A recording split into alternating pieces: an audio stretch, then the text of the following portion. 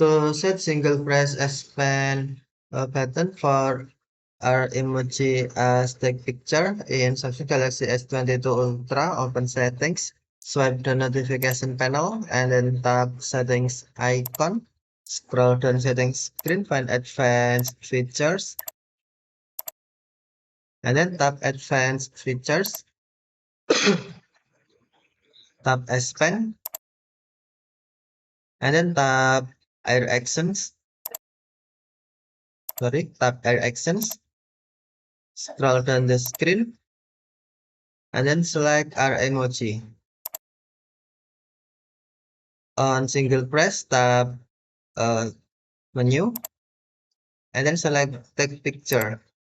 Now single press S Pen button for our emoji set as take picture.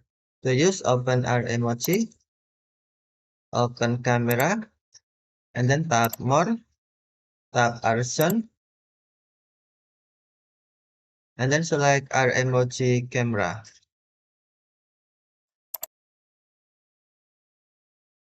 And then to take picture, you can just single press your S Pen button.